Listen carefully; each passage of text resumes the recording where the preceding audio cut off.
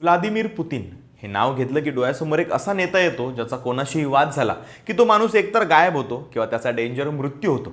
मग त्यासाठी पुतीन कशाचा वापर करेल त्याचा काही नेमच नाही. युरोपमधल्या 5 बलाढ्य देशांनी पुतीन यांच्यावर आता असा आरोप केलाय की पुतीन यांनी त्यांचा सर्वात मोठा शत्रू अलेक्सी नवलानी याचा काटा काढण्यासाठी ॲमेझॉनच्या जंगलातील एका बेडकाच्या विषाचा वापर केलाय. हो, डार्ट फ्रॉग असं या बेडकाचं नाव आहे आणि त्याच्या विषाणूपासून बनवलेलं एपिबॅटिडिन हे नवलानींच्या शरीरात सापडल्याचा दावा या 5 देशांनी केलाय.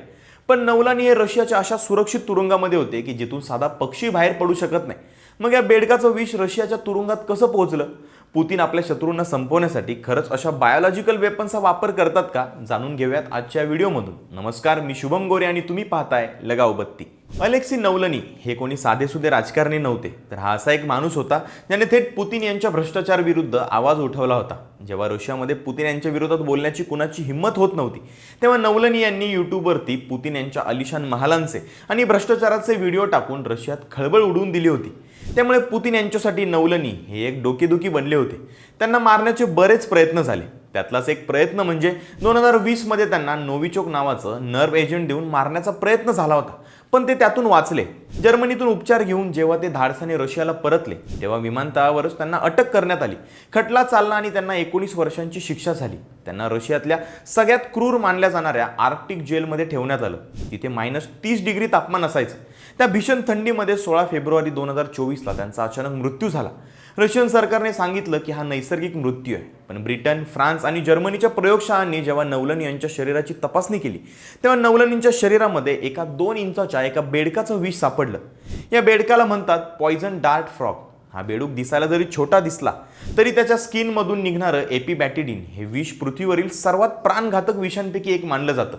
हे विष मॉर्फिनपेक्षा 2000 पट जास्त शक्तिशाली आहे. हे विष रक्तात गेलं की आधी पॅरालिसिस होतो, त्यानंतर श्वास घेता येत नाही आणि माणूस तडफडून मरतो. आणि सगळ्यात महत्त्वाची गंमत म्हणजे हा बेडूक रशियात आढळतच नाही. मग नवलानी यांच्या शरीरामध्ये हे विष आलं कुठून? तर युरोपीय देशांचा असा आरोप आहे की रशियाने हे विष प्रयोगशाळेमध्ये तयार केलं आणि गुपचूप नवलानी यांना दिलं.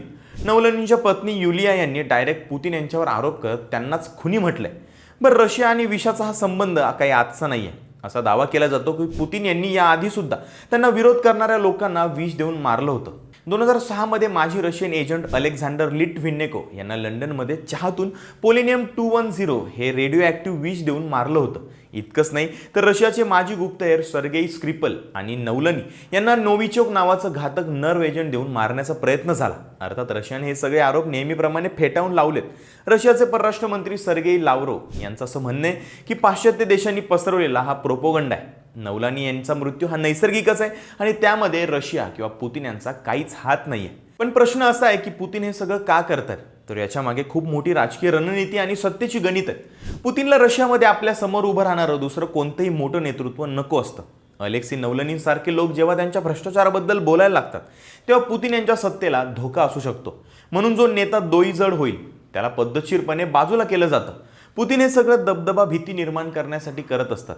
रशियातले जे माजी एजंट रशिया सोडून दुसऱ्या देशांमध्ये गेले आणि तिथल्या गुप्तहेर संस्थांना रशियाची गुपितं सांगू लागले. उदाहरणार्थ सर्गेई स्क्रिपल असतील किंवा लिटव्हिनेको असतील, तर त्यांना क्रूर पद्धतीने मारून पुतीनने बाकीच्या एजंट्सना असा मेसेज दिला की तुम्ही जगाच्या पाठीवर कुठेही जा, रशियाचे हात तुमच्यापर्यंत नक्की पोहोचतील.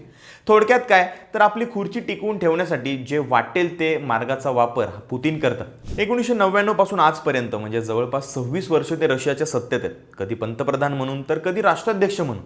त्यासाठी त्यांनी रशियाचं न्यायालय असेल, मीडिया असेल, गुप्तहेर संस्था असेल, सगळं स्वतःच्या ताब्यात घेतलंय. त्यामुळे नवलानी सारखे लोक हे रशियासाठी अडथळा आहेत आणि त्यांना दूर करणं हाच एक मार्ग आहे असं ते जगाला ठासून सांगत असतात. मात्र याच्यामुळे आंतरराष्ट्रीय स्तरावर याचे बरेच पडसाद उमटतात. ब्रिटन, फ्रान्स, जर्मनी, स्वीडन आणि नेदरलँड्स या 5 देशांनी एकत्र येऊन केमिकल वेपन्स वॉचडॉग या जागतिक संघटनेकडे रशियाची तक्रार केली. पुतीनला सगळं जग हुकुमशाह म्हणून नावजत होतच. आता त्याला सगळेजण केमिकल वेपन्सचा वापर करणारा हुकुमशाह असंही म्हणतात. तुम्हाला काय वाटतं? ज्या पद्धतीने पुतीन आणि रशिया अशी विचित्र पावलं उचलतोय ती बरोबर आहेत का? कमेंट्स करून नक्की सांगा आणि लगावबत्ती या यूट्यूब चॅनलला सबस्क्राईब करायला विसरू नका.